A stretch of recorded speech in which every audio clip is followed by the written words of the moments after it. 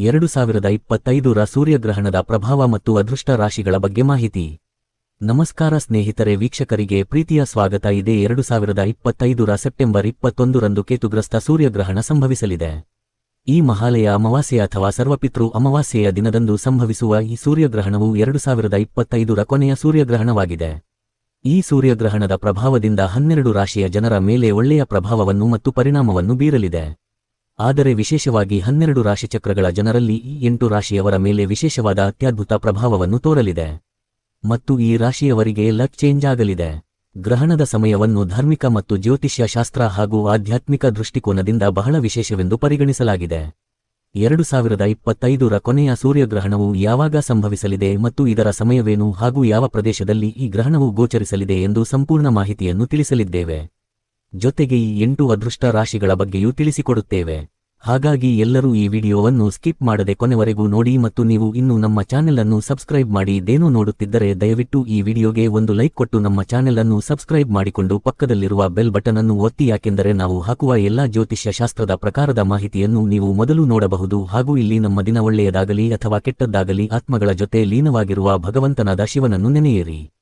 ಹಾಗಾಗಿ ಮಹಾಶಿವನ ಆಶೀರ್ವಾದ ನಿಮ್ಮ ಮತ್ತು ನಿಮ್ಮ ಕುಟುಂಬದವರ ಮೇಲೆ ಸದಾ ಇರಬೇಕು ಅಂತ ಬಯಸಿದವರು ಓಂ ನಮಃ ಶಿವಾಯ ಅಂತ ಕಾಮೆಂಟ್ ಮಾಡದೆ ಮರೆಯಬೇಡಿ.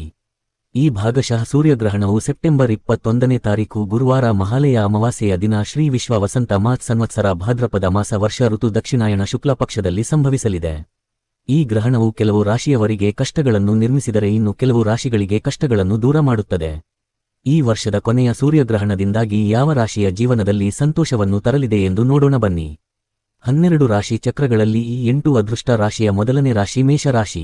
ಈ ರಾಶಿಯವರಿಗೆ ಮಹಾಲಯ ಅಮಾವಾಸ್ಯೆಯ ಪ್ರಭಾವದಿಂದ ಮತ್ತು ಸೂರ್ಯಗ್ರಹಣದ ಪ್ರಭಾವದಿಂದ ಕೋರ್ಟ್ ಕಚೇರಿಗಳಲ್ಲಿ, ಕೆಲಸ ಕಾರ್ಯಗಳಲ್ಲಿ ಇನ್ನೂ ಅನೇಕ ರೀತಿಯ ಎಲ್ಲಾ ರೀತಿಯ ವಿಷಯಗಳಲ್ಲಿ ಯಶಸ್ಸನ್ನು ಸಿಗುವಂತಹ ಭಾಗ್ಯ ಒಲಿದು ಬರಲಿದೆ. ಇಲ್ಲಿಯವರೆಗೂ ಇದ್ದ ಅಡೆತಡೆಗಳು ಇನ್ನು ಮುಂದೆ ಯಾವುದೇ ಕಾರಣಕ್ಕೂ ಬರುವುದಿಲ್ಲ, ಬರೀ ಯಶಸ್ಸನ್ನು ಕಾಣುವಿರಿ. ನೀವು ಏನೇ ಕೆಲಸ ಕಾರ್ಯಗಳನ್ನು ಪ್ರಾರಂಭ ಮಾಡಿದರೂ ಸಹ ಯಶಸ್ಸನ್ನು ಕಾಣುತ್ತೀರಾ, ಜೊತೆಗೆ ಉತ್ತಮವಾದ ಧನಲಾಭವನ್ನು ಸಹ ನೀವು ಕಾಣುತ್ತೀರಾ. ಒಟ್ಟಿನಲ್ಲಿ ಈ ಅಮಾವಾಸ್ಯೆ ಮತ್ತು ಸೂರ್ಯಗ್ರಹಣದ ಪ್ರಭಾವದಿಂದ ಮೇಷ ರಾಶಿಯವರಿಗೆ ಆರೋಗ್ಯದ ಭಾಗ್ಯ ಯಶಸ್ಸು ಖಂಡಿತ ಸಿಗಲಿದೆ. ಜೊತೆಗೆ ಕುಟುಂಬದಲ್ಲಿ ಯಾವುದೇ ಕಲಹ ಇಲ್ಲದೆ, ಯಾವುದೇ ಸಮಸ್ಯೆ ಇಲ್ಲದೆ ಸಂತೋಷ ಆನಂದದಿಂದ ಜೀವನವನ್ನು ನಡೆಸುವಿರಿ. ಅಷ್ಟೊಂದು ಅದೃಷ್ಟ ಈ ಸೂರ್ಯಗ್ರಹಣವು ನಿಮಗೆ ತಂದುಕೊಡಲಿದೆ. ಹಾಗೂ ಎರಡನೆಯದಾಗಿ ವೃಷಭ ರಾಶಿಯವರಿಗೆ ಈ ಸೂರ್ಯಗ್ರಹಣವು ತುಂಬಾ ಅನುಕೂಲಕರವಾದ ವಾತಾವರಣವನ್ನು ಸೃಷ್ಟಿಸಲಿದೆ. ಹಣದ ಸಂಪಾದನೆಯಲ್ಲಿ ಉತ್ತಮವಾದ ವಾತಾವರಣ ಸಿಗಲಿದೆ. ವೈವಾಹಿಕ ಜೀವನದಲ್ಲಿ ಉತ್ತಮವಾದ ಸಮಯ ಸಿಗಲಿದೆ. ಸಮಾಜದಲ್ಲಿ ಗೌರವ, ಪ್ರೀತಿ, ಪ್ರತಿಷ್ಠೆ ಹೆಚ್ಚಾಗಲಿದೆ. ಈ ಅದೃಷ್ಟದ ಭಾಗ್ಯದಿಂದ ನಿಮ್ಮ ಕನಸುಗಳನ್ನು ಈಡೇರಿಸುವುದರಲ್ಲಿ ಸಹಾಯ ಮಾಡುತ್ತದೆ. ಈ ಗ್ರಹಣವು ನಿಮ್ಮ ಭವಿಷ್ಯದ ಆದಾಯದಲ್ಲಿ ಹೆಚ್ಚಳವನ್ನು ಕಾಣಬಹುದು ಮತ್ತು ಕುಟುಂಬದಲ್ಲಿ ನಿಮಗೆ ಉತ್ತಮವಾದ ಸ್ಥಾನವನ್ನು ಸಿಗಲಿದೆ. ನೀವು ಏನಾದರೂ ಈ ಸಮಯದಲ್ಲಿ ಕೆಲಸ ಕಾರ್ಯಗಳನ್ನು ಪ್ರಾರಂಭ ಮಾಡಬೇಕು ಅಂತ ಅಂದುಕೊಂಡರೆ, ಒಂದು ವೇಳೆ ಪ್ರಾರಂಭಿಸಿದ್ದೇ ಆದರೆ ನಿಮ್ಮ ನಿರೀಕ್ಷೆಗಿಂತ ಹೆಚ್ಚಿನ ಪ್ರಮಾಣದಲ್ಲಿ ಧನಲಾಭವಾಗುವುದು. ಕೈಗೆತ್ತಿಕೊಂಡ ಕೆಲಸ ಕಾರ್ಯಗಳಲ್ಲಿ ಯಾವುದೇ ಅಡೆತಡೆ ಇಲ್ಲದೆ ಸಮಯಕ್ಕೆ ಸರಿಯಾಗಿ ಪೂರ್ಣಗೊಳಿಸಲು ಸಾಧ್ಯವಾಗುತ್ತದೆ. ಆದರೆ ವೃಷಭ ರಾಶಿಯವರು ಸ್ವಲ್ಪ ಆರೋಗ್ಯದ ಕಡೆ ಗಮನ ಹರಿಸುವುದು ಉತ್ತಮ ಮತ್ತು ವೃಷಭ ರಾಶಿಯವರಿಗೆ ಅತ್ಯುತ್ತಮ ಲಾಭ ಸಿಗಬಹುದು. ಹಲವಾರು ವರ್ಷಗಳಿಂದ ಅಪೂರ್ಣಗೊಂಡ ಕೆಲಸಗಳು ಈ ರಾಶಿಯವರಿಗೆ ಈ ಸಮಯದಲ್ಲಿ ಪೂರ್ಣಗೊಳ್ಳುವಂತಹ ಉತ್ತಮವಾದ ಶುಭಯೋಗವೂ ಕೂಡ ಬಂದಿದೆ. ಹಾಗೂ ನೀವೇನಾದರೂ ಕನ್ಯಾ ರಾಶಿಯವರಾಗಿದ್ದರೆ ಈ ಮಹಾಲಯ ಅಮಾವಾಸ್ಯೆ ಮತ್ತು ಸೂರ್ಯಗ್ರಹಣದ ಪ್ರಭಾವದಿಂದ ನಿಮಗೆ ಎತ್ತರಿಗೆಯ ಜೀವನ ಸಿಗಲಿದೆ. ಎಲ್ಲಾ ಕೆಲಸ ಕಾರ್ಯಗಳಲ್ಲಿ, ವ್ಯಾಪಾರ ವ್ಯವಹಾರಗಳಲ್ಲಿ ಯಶಸ್ಸಿನ ಜೊತೆಗೆ ಧನಸಂಪತ್ತು ಸಿಗಲಿದೆ. ನಿಮ್ಮನ್ನು ನೋಡಿ ಎತ್ತರಿಗೆಯನ್ನು ಕಂಡು ಖುಷಿಪಡುವವರಿಗಿಂತ ಹುಡುಕುವವರೇ ಜಾಸ್ತಿ. ಆ ಥರ ನಿಮ್ಮ ಜೀವನದಲ್ಲಿ ಯಶಸ್ಸು, ಹಣ, ಹೆಸರು, ಕೀರ್ತಿ, ಹಿರಿಮೆಯ ಜೀವನ ಕಾಣುವಿರಿ. ಸಮಾಜದ ಹಿರಿಯರಿಂದ ಒಳ್ಳೆಯ ಸಮಾಚಾರವನ್ನು ಕೇಳುವಿರಿ. ನಿಮ್ಮ ಜೀವನದ ಸಂಗಾತಿಯೊಂದಿಗೆ ಈ ಮಹಾಲಯ ಅಮಾವಾಸ್ಯೆ ಅಥವಾ ಸರ್ವಪಿತೃ ಅಮಾವಾಸ್ಯೆ ಸೂರ್ಯಗ್ರಹಣದ ಪ್ರಭಾವದಿಂದ ಉತ್ತಮವಾದ ಬಾಂಧವ್ಯವನ್ನು ಬೆಳೆಸಿಕೊಳ್ಳುವುದರ ಜೊತೆಗೆ ಅನುಕೂಲಕರ ವಾತಾವರಣವನ್ನು ನೋಡುವಿರಿ.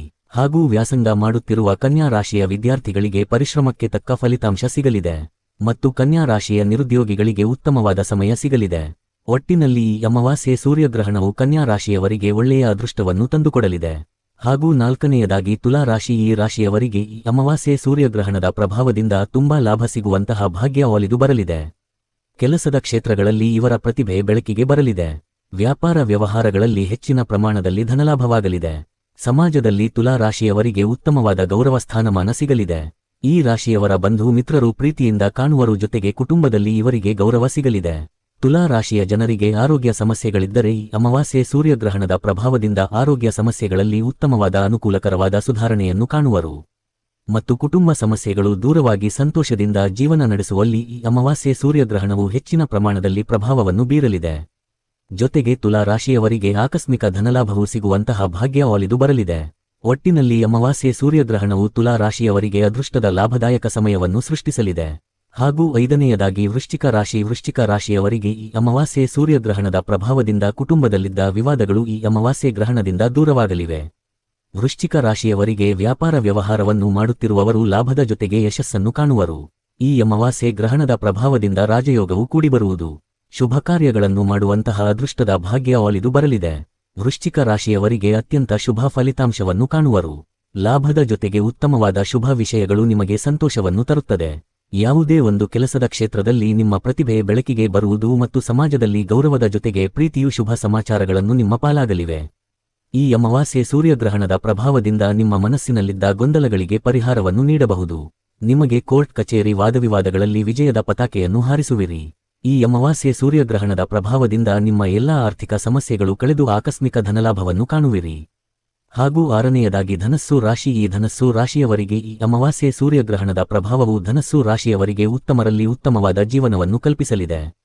ಈ ರಾಶಿಯ ಜನರಿಗೆ ಕೆಲಸದಲ್ಲಿ ಉತ್ತಮ, ಮಾತಿನಲ್ಲಿ ಉತ್ತಮ, ಹಣದಲ್ಲಿ ಉತ್ತಮ, ಇನ್ನೂ ಅನೇಕ ವಿಚಾರದಲ್ಲಿ ಉತ್ತಮರಾಗಿ ಹೊರಹೊಮ್ಮಲಿದ್ದಾರೆ. ಯಾವುದೇ ಕೆಲಸ ಕಾರ್ಯಗಳಲ್ಲಿ ಎಡೆತಡೆಯಿಲ್ಲದೆ ಸಮಯಕ್ಕೆ ಸರಿಯಾಗಿ ಪೂರ್ಣಗೊಳ್ಳಲಿದೆ. ಈ ಅಮಾವಾಸ್ಯೆ ಸೂರ್ಯಗ್ರಹಣದ ಪ್ರಭಾವದಿಂದ ವಾಹನ, ಮನೆ, ಬಂಗಾರ ಖರೀದಿಸುವಂತಹ ಯೋಗ ಪ್ರಾಪ್ತಿಯಾಗಲಿದೆ. ಧನಸ್ಸು ರಾಶಿಯವರು ವ್ಯಾಪಾರ ವ್ಯವಹಾರವನ್ನು ಮಾಡುತ್ತಿದ್ದರೆ ಈ ರಾಶಿಯ ಜನರಿಗೆ ಉತ್ತಮವಾದ ಹಣಲಾಭವಾಗಲಿದೆ. ಸಮಾಜದಲ್ಲಿ ಇವರಿಗೆ ಹೊಸ ಪರಿಚಯಗಳು ಆಗಲಿದೆ. ಇದರಿಂದ ಇವರ ವ್ಯಾಪಾರ ವ್ಯವಹಾರ ಇನ್ನಷ್ಟು ವಿಸ್ತರಿಸಲಿದೆ. ಕುಟುಂಬ ಸದಸ್ಯರಲ್ಲಿ ಎಡೆತಡೆಗಳು ಇದ್ದರೆ, ಕಲಹಗಳು ಇದ್ದರೆ, ಸಮಸ್ಯೆಗಳು ಇದ್ದರೆ ದೂರವಾಗಿ ಐಶ್ವರ್ಯದ ಜೀವನವನ್ನು ನಡೆಸುವಂತಹ ಯೋಗ ಈ ಅಮಾವಾಸ್ಯೆ ಸೂರ್ಯಗ್ರಹಣವು ತಂದುಕೊಡಲಿದೆ. ಒಟ್ಟಿನಲ್ಲಿ ಧನಸ್ಸು ರಾಶಿಯವರಿಗೆ ಈ ಮಹಾಲಯ ಅಮಾವಾಸ್ಯೆ ಮತ್ತು ಸೂರ್ಯಗ್ರಹಣದ ಪ್ರಭಾವದಿಂದ ಉತ್ತಮರಲ್ಲಿ ಉತ್ತಮರಾಗಿ ಈ ಜೀವನವನ್ನು ತಂದುಕೊಡಲಿದೆ. ಮತ್ತು 7ನೇಯದಾಗಿ ಮಕರ ರಾಶಿಯವರಿಗೆ ಈ ಮಹಾಲಯ ಅಮಾವಾಸ್ಯೆ ಮತ್ತು ಸೂರ್ಯಗ್ರಹಣದ ಪ್ರಭಾವದಿಂದ ಇರಿಮೆಯ ಜೀವನವು ಸಿಗಲಿದೆ. ಈ ಸೂರ್ಯಗ್ರಹಣದ ಪ್ರಭಾವದಿಂದ ಆನಂದಮಯ ಸಮಯವನ್ನು ಅನುಭವಿಸುವರು. ರಾಜ ವೈಭೋಗದಿಂದ ಜೀವನ ನಡೆಸಿಕೊಳ್ಳಲು ಯಾವುದೇ ಅನುಮಾನ ಬೇಡ. ಈ ಸೂರ್ಯಗ್ರಹಣದಿಂದ ಪ್ರಗತಿಯನ್ನು ಕಾಣುವಿರಿ. ನಿರುದ್ಯೋಗಿಗಳಿಗೆ ಉದ್ಯೋಗ ಅವಕಾಶಗಳು ಹೆಚ್ಚಾಗಿರುತ್ತವೆ. ನಿರ್ಣಾಯಕ ಸಮಯದಲ್ಲಿ ನೇತಾರರಿಂದ ಸಹಾಯ ದೊರೆಯುತ್ತದೆ. ಜೊತೆಗೆ ಮನೆಯಲ್ಲಿ ದೈವಿಕ ಕಾರ್ಯಗಳನ್ನು ನಿರ್ವಹಿಸುತ್ತೀರಿ. ದೂರ ಪ್ರಯಾಣದ ಪ್ರಯತ್ನಗಳನ್ನು ಒಳ್ಳೆಯ ಫಲಗಳನ್ನು ನೀಡುತ್ತವೆ. ಈ ಸೂರ್ಯಗ್ರಹಣದ ಸಮಯವು ನಿಮಗೆ ತುಂಬಾ ಅನುಕೂಲಕರ ವಾತಾವರಣವನ್ನು ನೀಡುತ್ತದೆ. ಆಕಸ್ಮಿಕ ಧನಲಾಭದ ಸೂಚನೆಗಳಿವೆ. ವ್ಯಾಪಾರ ವ್ಯವಹಾರದಲ್ಲಿ ಉತ್ತಮ ಲಾಭವನ್ನು ಕಾಣುವಿರಿ. ದಾಂಪತ್ಯ ಜೀವನದಲ್ಲಿ ಪರಸ್ಪರ ಹೊಂದಾಣಿಕೆಯಿಂದ ಮಕರ ರಾಶಿಯವರು ಜೀವನದಲ್ಲಿ ನಡೆಸುತ್ತಾರೆ. ಒಟ್ಟಿನಲ್ಲಿ ಮಕರ ರಾಶಿಯವರಿಗೆ ಇದು ಯಶಸ್ಸಿನ ಮತ್ತು ಇರಿಮೆಯ ಜೀವನವನ್ನು ತಂದುಕೊಡುವಲ್ಲಿ ಸೂರ್ಯಗ್ರಹಣ ತುಂಬಾ ಪ್ರಭಾವವನ್ನು ಬೀರಲಿದೆ. ಹಾಗೂ 8ನೇಯದಾಗಿ ಮೀನ ರಾಶಿಯವರಿಗೆ ಈ ಮಹಾಲಯ ಅಮಾವಾಸ್ಯೆ ಮತ್ತು ಸೂರ್ಯಗ್ರಹಣದ ಪ್ರಭಾವದಿಂದ ತುಂಬಾ ಮಂಗಳಕರವಾಗಲಿದೆ ಮತ್ತು ಶುಭ ಕಾರ್ಯಗಳನ್ನು ನಡೆಸುವಂತಹ ಯೋಗ ಕೂಡಿಬರಲಿದೆ. ಜೊತೆಗೆ ನಿಮ್ಮ ಆರ್ಥಿಕತೆಯಲ್ಲಿ ಹೆಚ್ಚಳವಾಗುವಂತಹ ಸಮಯ ಕೂಡ ಬಂದಿದೆ. ಮೀನ ರಾಶಿಯವರಿಗೆ ಎಲ್ಲಾ ಕ್ಷೇತ್ರದಲ್ಲೂ ನಿಮ್ಮ ಶ್ರೇಷ್ಠತೆ ಹೆಚ್ಚಾಗುತ್ತದೆ. ಈ ಅಮಾವಾಸ್ಯೆ ಸೂರ್ಯಗ್ರಹಣದ ಪ್ರಭಾವದಿಂದ ಉತ್ತಮ ಧನಲಾಭವಾಗಲಿದೆ. ಮೀನ ರಾಶಿಯವರಿಗೆ ಅನಾರೋಗ್ಯದ ಸಮಸ್ಯೆಗಳಿದ್ದರೆ ಈ ಸೂರ್ಯಗ್ರಹಣದ ಪ್ರಭಾವದಿಂದ ದೂರವಾಗಿ ಆರೋಗ್ಯ ಭಾಗ್ಯ ಪ್ರಾಪ್ತಿಯಾಗಲಿದೆ. ಮೀನ ರಾಶಿಯವರಿಗೆ ಕೆಲಸದಲ್ಲಿ ಸಣ್ಣ ಪುಟ್ಟ ಅಡೆತಡೆಗಳು ಇದ್ದರೂ ಕೆಲಸವನ್ನು ಸಕಾಲಕ್ಕೆ ಪೂರ್ಣಗೊಳಿಸಲಿವೆ. ಅಮಾವಾಸ್ಯೆ ಮತ್ತು ಸೂರ್ಯಗ್ರಹಣದ ಪ್ರಭಾವದಿಂದ ವಿವಿಧ ಮೂಲಗಳಿಂದ ಆದಾಯ ಮೂಲಗಳು ತೆರೆಯಲಿವೆ. ಕುಟುಂಬದ ಸದಸ್ಯರ ಜೊತೆ ಸಂತೋಷದಿಂದ ಸಮಯವನ್ನು ಕಳೆಯುವಿರಿ. ಮೀನ ರಾಶಿಯವರು ನೀವೇನಾದರೂ ಕೆಲಸ ಕಾರ್ಯಗಳನ್ನು ಹಾಗೂ ವ್ಯವಹಾರಗಳನ್ನು ಧೈರ್ಯದಿಂದ ಮುನ್ನಡೆಸಿದರೆ ನಿಮಗೆ ಯಶಸ್ಸು ಕಟ್ಟಿಟ್ಟ ಬುತ್ತಿ. ಸೂರ್ಯಗ್ರಹಣ ಅಮಾವಾಸ್ಯೆ ಪ್ರಭಾವದಿಂದ ಮನೆಯಲ್ಲಿ ಶುಭ ಕಾರ್ಯವೊಂದು ನಡೆಯುವಂತಹ ಭಾಗ್ಯ ಒಲಿದು ಬರಲಿದೆ. ಒಟ್ಟಿನಲ್ಲಿ ಮೀನ ರಾಶಿಯವರಿಗೆ ಈ ಮಹಾಲಯ ಅಮಾವಾಸ್ಯೆ ಮತ್ತು ಸೂರ್ಯಗ್ರಹಣದ ಪ್ರಭಾವದಿಂದ ಹೆಚ್ಚಿನ ಮಂಗಳಕರವಾಗಲಿದೆ. ಈ ಕೇತುಗ್ರಸ್ತ ಸೂರ್ಯಗ್ರಹಣವು ಯಾವಾಗ ಪ್ರಾರಂಭವಾಗಿ ಯಾವಾಗ ಮುಕ್ತಾಯಗೊಳ್ಳುತ್ತದೆ ಎಂದರೆ ಭಾರತೀಯ ಕಾಲಮಾನದ ಪ್ರಕಾರ ಸೆಪ್ಟೆಂಬರ್ 21ನೇ ತಾರೀಖು 2025ರಲ್ಲಿ ಭಾದ್ರಪದ ಮಾಸದಲ್ಲಿ ಗುರುವಾರ ರಾತ್ರಿ 12 ಗಂಟೆಗೆ ಪ್ರಾರಂಭವಾಗಿ ಸೆಪ್ಟೆಂಬರ್ 22ನೇ ತಾರೀಖು ಸೋಮವಾರ ಬೆಳಗ್ಗೆ 3 ಗಂಟೆ 24 ನಿಮಿಷಕ್ಕೆ ಮುಕ್ತಾಯಗೊಳ್ಳುತ್ತದೆ.